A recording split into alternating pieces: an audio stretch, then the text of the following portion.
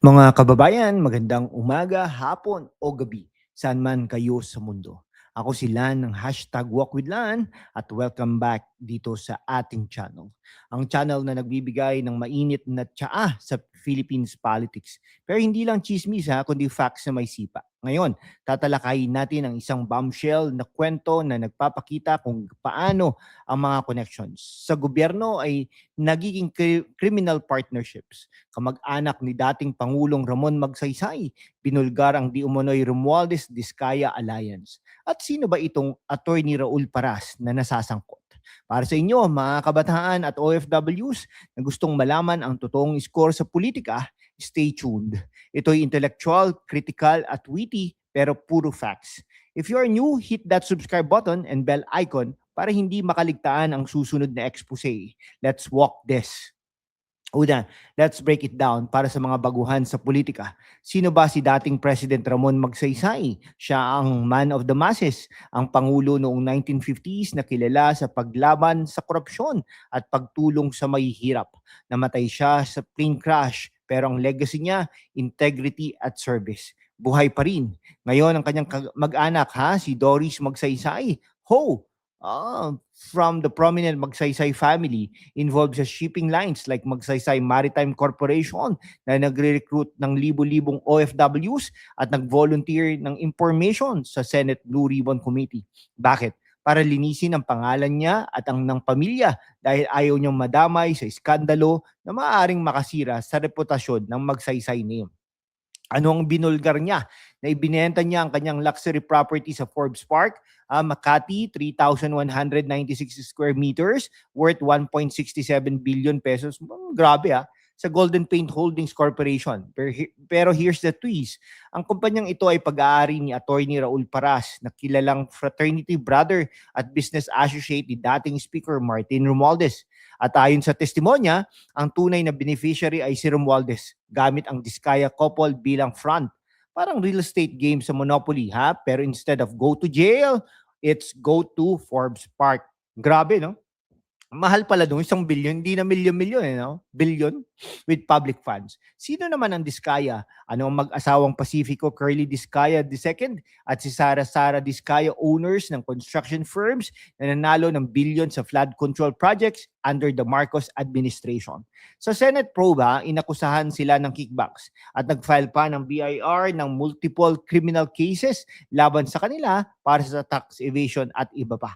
Ang kanilang companies ay nakuha ng 207 billion pesos contracts mula 2022 to 2025. Pero sabi nila, nakasanaya lang daw ang pagbibigay ng komisyon. Pero bakit ledger nila starts lang sa 2022?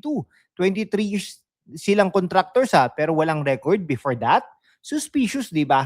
Para sa mga OFWs na nagpapakahirap abroad, isipin ninyo ito, ang pera na dapat sa flood control para maiwasan ang baha sa Pilipinas na uwi sa luxury houses. At si Martin Romualdez, dating House Speaker, pinsan ni President Bongbong Marcos, resigned noong September 2025 dahil sa flood control scandal. Inakusahan siya ng pagtanggap ng kickbacks through representatives pero denies any direct link sa Discayas. Pero witnesses like Joy and Maria sa Senate hearing, sinabi ni Curly Diskaya mismo ang nag-renovate ng Forbes Park house ni Romualdez. If no link, bakit ang properties niya link sa Diskaya-funded companies? Yan. Ngayon, zoom in tayo kay Attorney Raul Paras o Jose Raulito Raul Paras. To be precise, sino ba siya? Isang prominent lawyer, founding partner ng Padernal and Paras Law Offices at chairman ng Philippine Fire at Marine Insurance Corporation. Board member din siya sa Manila Mining Corporations at Benguet Corporations since 2018. Pero ang key, siya ang 99.9% shareholder ng Golden Paint Holdings, ang bumili ng 1.67 billion pesos property mula kay Doris Magsaysay. At bakit nasasangkot Dahil siya ang frat bro ni Romualdez mula sa Upsilon Sigma Phi fraternity at known business associate. Sa Senate hearing ni Senador Ping Lacson, tinukoy si Paras bilang link sa Romualdez-Diskaya setup. Allegedly, ginagamit siya bilang front para bumili ng properties, hindi cash, kundi through commissions from Diskaya projects to avoid anti-money laundering flags. Example, Ang Forbes Park House renovated ng Discayas pero under Paras Company. Parang siyang middleman sa sari-sari store pero instead of suka, properties worth billions. So as a lawyer earning 200 to 300 million pesos yearly from clients, paano niya afford ang ganitong deals? BIR should probe for undeclared income at sa broader context, ito ay bahagi ng elite circles sa Pinas where frat ties turn into financial ties. Para sa mga kabataan, ito'y hindi lang korupsyon. It's systemic nepotism na nakakaapekto sa opportunities nyo sa bansa. Okay, properties sa New York, sa US, New York, Massachusetts, Maryland, transferred to him during the scandal. At even Harry Roque addressed him in a video saying, wag mo akong gamitin sa ibang issue Pero si Trillanes post, irrelevant daw siya sa Duterte cases, showing he's more aligned with Marcos Romualdez camp. Okay, let's connect the dots Ang Discayas as contractors nananalo ng massive flood control bids, 207 billion pesos under Marcos admin. Pero sa Senate, inamin nila ang pagbibigay ng komisyon to reps of Romualdez. Senator Chis Escudero at Representative Saldico denies direct meeting si Romualdez pero witnesses says otherwise. Sa hearing, si Curly Discaya tinanong ni Senator Lacson tungkol sa Makati property, denied involvement pero link show renovation work. Ito hindi lang negligence, it's plunder. Sa expose, nakikita natin ang public outrage. Halimbawa, si Emmy, sinabi na ang Marcoleta sa party list ay nagpupush ng Discayas as state witnesses para protektahan ang Duterte allies. Habang sinisisi ang current admin at si Ivan at home, noted na Romualdez might walk free dahil walang credible witnesses like Orly Discaya. Para sa mga OFWs, ang pera na ito dapat sa infrastructure para save ang families nyo sa baha. Pero nauwi sa Spain property, link sa Romualdez network.